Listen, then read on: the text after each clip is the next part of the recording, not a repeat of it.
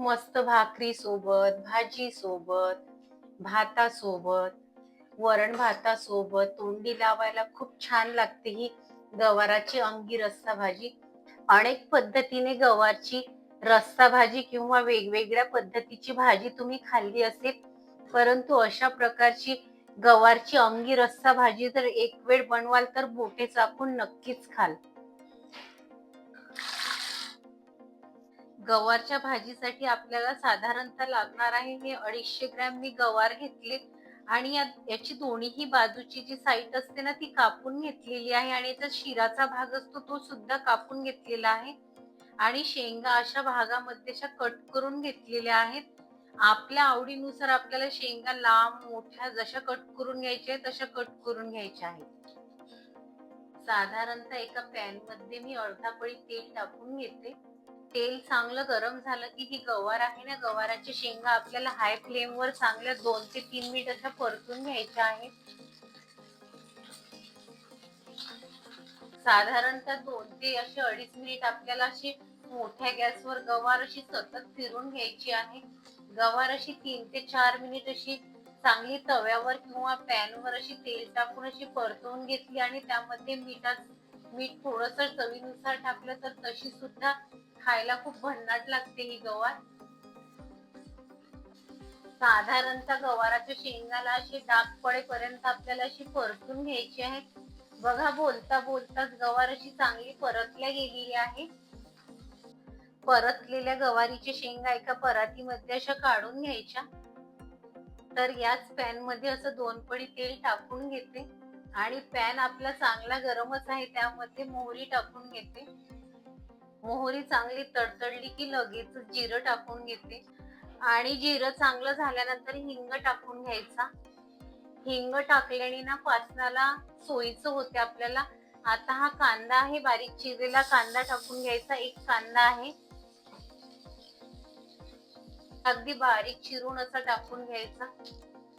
लगेचच त्यामध्ये ही लसूण आहे लसूण असा कांडून घेतलेला आहे तो टाकून घ्यायचा. कांदा आणि लसूण चांगला असा हलका सोनेरी ट्रान्सपरंट होईपर्यंत आपल्याला असं परतून घ्यायचं आहे आणि नंतर कसुरी मेथी टाकून घ्यायची. कसुरी मेथीने ना भाजीला चव खूप छान येते. हे मिश्रण चांगलं परतून झाल्यानंतर हे टोमॅटो आणि खोबरं आहे खोबऱ्याचं वाटण आहे. खोबऱ्याचे तुकडे जास्त टाकलेले नाही आहेत. साधारणतः 2 चम्मच हे वाटण आहे हे टाकून घेते. तर साधारणतः 5 ते 7 खोबऱ्याचे तुकडे व एक टोमॅटो घेतलेला आहे त्याचं असं वाटण करून घ्यायचं आणि हे वाटण असं चांगलं असं परतून घ्यायचं. या वाटणाने ना चव खूप छान येते भाजीला. तर तुम्ही बघू शकता वाटण असं छान खमंग असं परतल्या गेलेलं आहे. तेलही छान सुटलेलं आहे. आता यामध्ये आपण मसाले ऍड करून घेऊया. सर्वात आधी हळद टाकून घेते. धने पावडर जाणार आहे 2 टेबलस्पून. कांदा लसूण मसाला 2 टेबलस्पून आणि तिखट जाणार आहे 2 ते 3 टेबलस्पून आणि गरम मसाला अर्धा टेबलस्पून. तर इथे मसाले तुमच्या आवडीनुसार तुम्हाला टाकून घ्यायचे, कमी जास्त करून घ्यायचे. तर आता मसाला असा चांगला परतला गेलेला आहे. आता यामध्ये जी भाजून घेतलेली गवार आहे ती पूर्ण अशी टाकून घ्यायची आहे आणि चांगल्या पद्धतीने हा मसाला आहे ना गवार मध्ये असा मिक्स करून घ्यायचा आहे आपल्याला. चवीनुसार मीठ टाकून घ्यायचं. येथे आपली सुक्की भाजी तयार झालेली. 5 मिनिट जर तुम्ही अशी शिजून घेतली तर सुक्की भाजी म्हणूनही तुम्ही उपयोग करून घेऊ शकता. परंतु आपण इथे रश्श्याची भाजी करणार आहोत तर यामध्ये थोडंसं या स्टेजला आपण पाणी ऍड करून घ्यायचं आहे. तर पाणी मी हे 1 ग्लास टाकणार आहे आणि पाणी गरम करून घेतलेलं आहे.